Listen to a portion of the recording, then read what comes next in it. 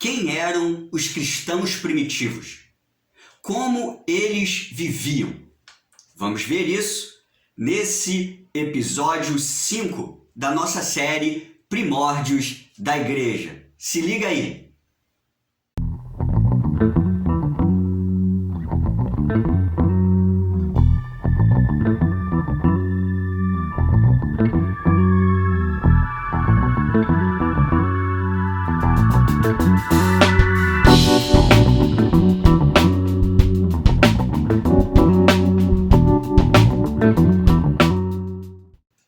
Olá, pessoal! Episódio 5 na área da nossa série Primórdios da Igreja. E hoje vamos falar um pouquinho sobre como eles viviam, como os nossos irmãos cristãos primitivos viviam e quem eles eram. Para começar, precisamos lembrar, quando ouvimos a palavra igreja primitiva, lembramos de Atos. Os Atos dos Apóstolos, aquele livro lá do Novo Testamento. E quando lembramos de Atos, nós lembramos daqueles ícones do Evangelho da época, ícones da igreja primitiva da época, como Pedro e João, como Filipe e como Paulo. Todos esses foram figuras que foram em frente e proclamaram e foram ícones para a igreja primitiva da época, por isso que estão descritos aqui no livro de Atos. Mas a igreja primitiva, ela não foi feita somente por esses ícones, somente por essas pessoas que se destacaram oficialmente. A igreja primitiva foi feita por pessoas anônimas, como eu e você. Pessoas que não deram as caras, não estão descritas aqui explicitamente no livro de Atos, mas que foram importantíssimas para o Evangelho. Pois, a partir dessas pessoas é que o Evangelho cresceu. A partir dessas pessoas anônimas é que a igreja primitiva se tornou forte. Por exemplo, eles estavam, em oração, e também essas pessoas anônimas contribuíram com a comunhão.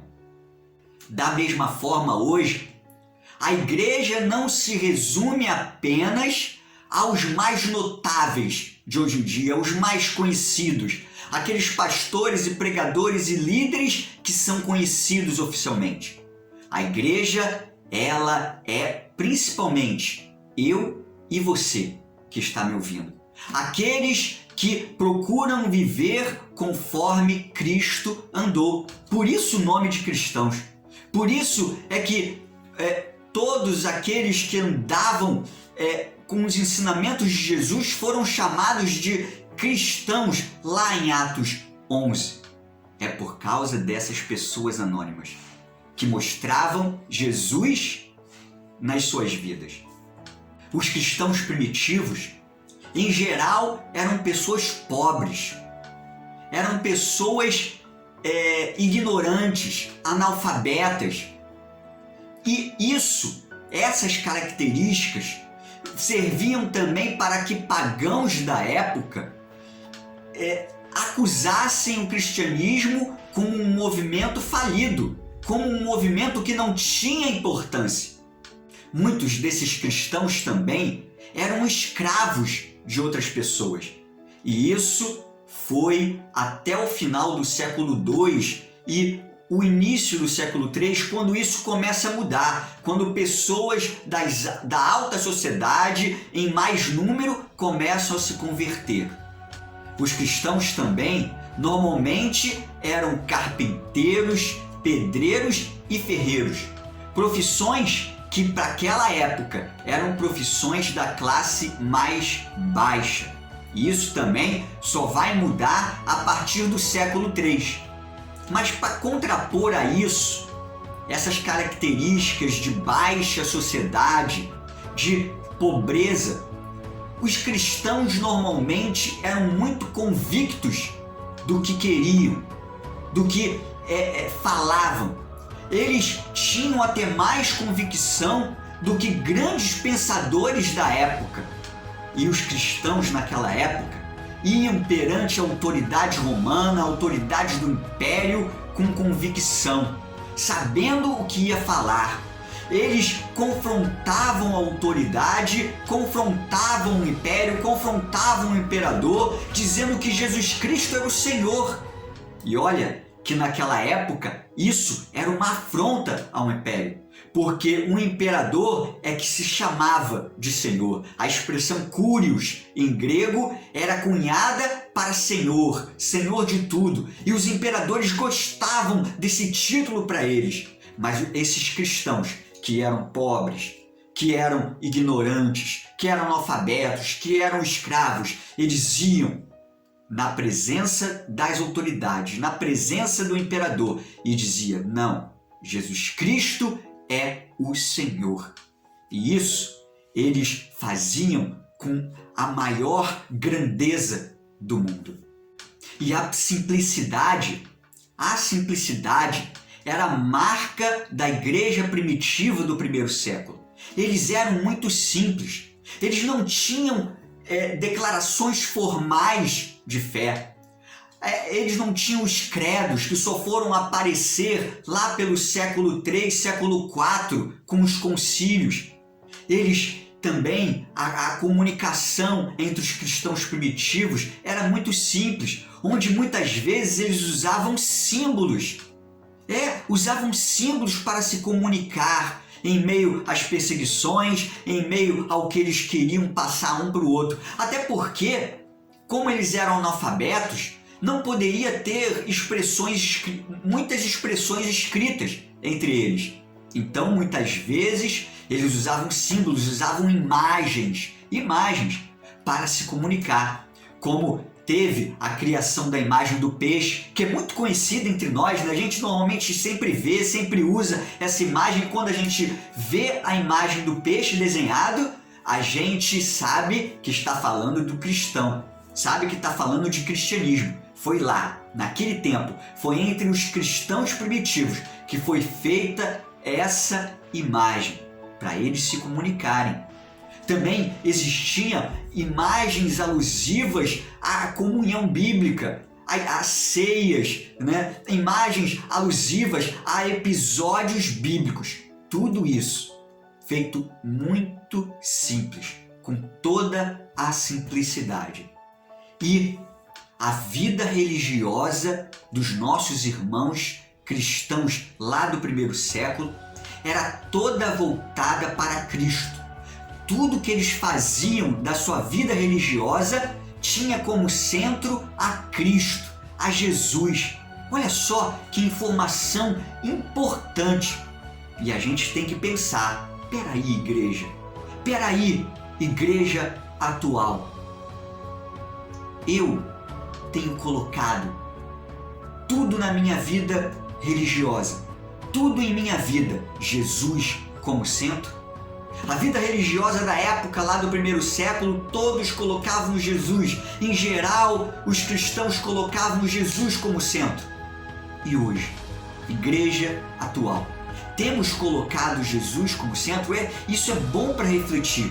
Isso é bom a gente ver na igreja primitiva daquele tempo e refletir hoje em dia para nós mesmos. E nós vemos que a igreja primitiva tinha todas essas qualidades, mas também, como todo movimento, ela tinha erros. Sim, o cristão primitivo errava. Isso muitas vezes foge da nossa narrativa atual, quando a gente vê a igreja primitiva como uma igreja perfeita, mas não era. Os cristãos primitivos também erravam em sua vida, em seus relacionamentos, né? No modo de vida, no modo de viver. E o erro mais evidente dos cristãos primitivos é que existia uma divisão, em geral, entre eles existia uma divisão.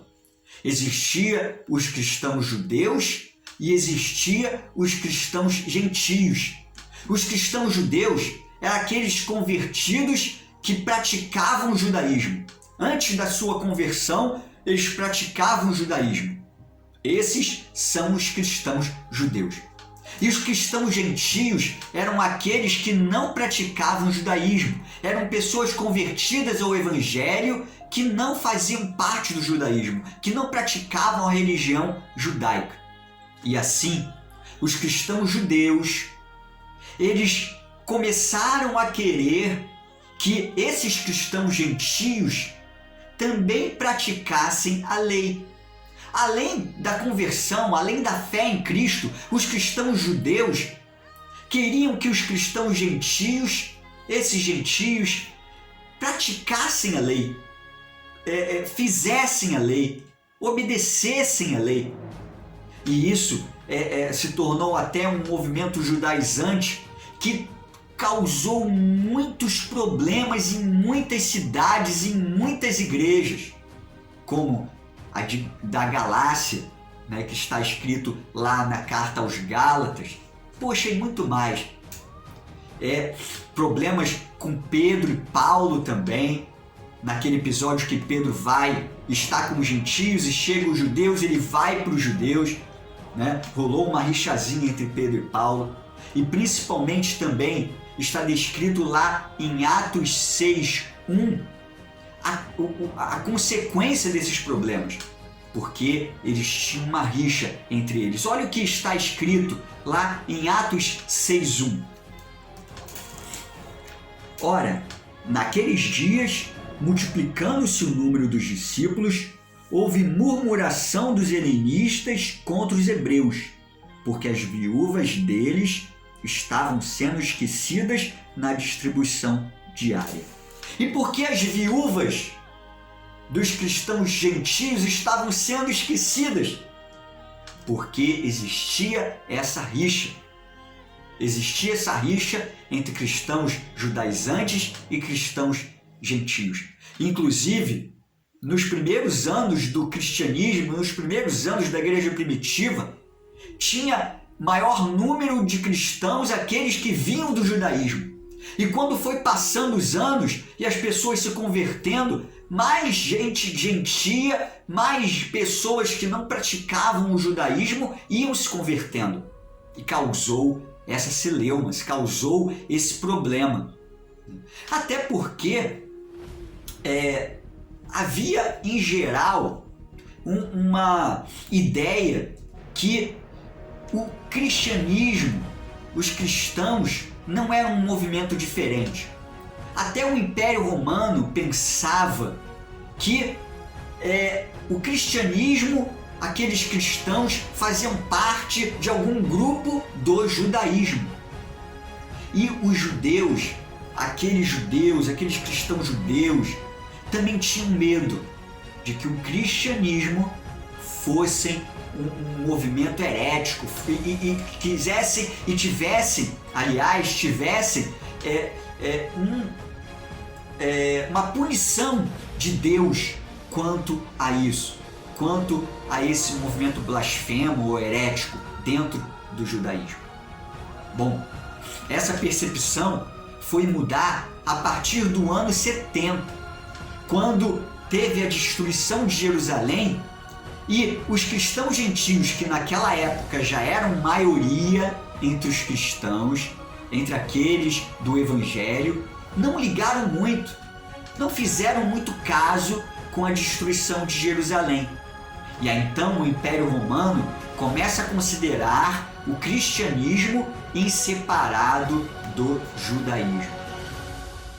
Além de tudo isso, existia outras dificuldades na igreja primitiva daquele tempo. Primeiro, porque cada cidade era muito peculiar. E assim, cada igreja de cada cidade tinha problemas particulares, tinha problemas diferentes. Não eram problemas normalmente gerais da igreja. Cada cidade tinha o seu modo, né? E aí cada igreja vai ter um problema diferente. Isso era uma dificuldade na época da igreja primitiva lá do primeiro século. E conforme a igreja vai crescendo e mais pessoas vão se convertendo e entrando para o movimento cristão, também vai crescendo os movimentos heréticos, a heresia, aquilo que não era verdade absoluta, aquilo que não foi pregado pelos apóstolos e por Cristo, começou a crescer meio sorrateiramente na igreja, sutilmente. Foi aparecendo, por exemplo, o gnosticismo, foi aparecendo ideias que eram levadas para o paganismo. Isso tudo também dificultou a igreja e fazia também a igreja errar. E muitos dos escritos dos apóstolos que existem no Novo Testamento são para esses problemas que existiam na igreja. Pois bem, você viu, a igreja primitiva, nossos cristãos primitivos, eram exemplos sim. Exemplo na sua vida, exemplo nas suas atitudes, tinha um modo de vida muito importante que a gente pode pegar para nós, mas não podemos esquecer, os cristãos primitivos também erravam. Os cristãos primitivos também tinham seus erros, tinham suas falhas. E a gente precisa aprender com eles também. E a gente precisa ver também que a igreja atual tem falhas. Tem falhas. Isso é muito importante para a gente refletir. Se a igreja atual tem falhas, por quê? Por que a gente vai abandonar a igreja, não é verdade? Se a igreja primitiva também tinha falhas e o mandamento era congregar, por que hoje em dia, com também nossas falhas, vamos abandonar a igreja?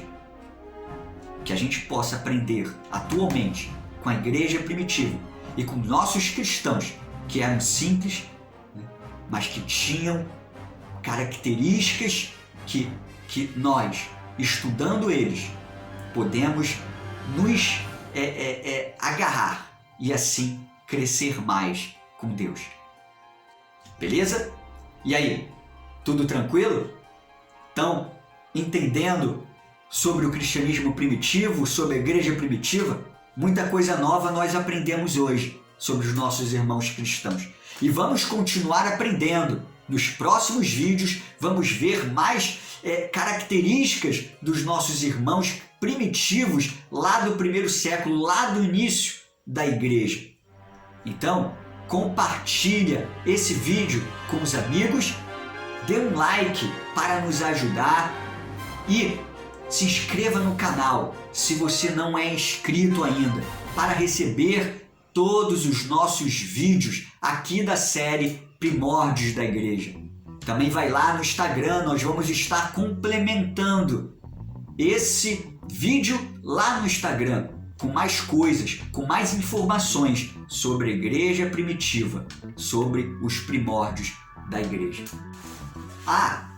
E eu vou deixar também para vocês aqui 2 indicações de livros, que a gente até já indicou em outros vídeos.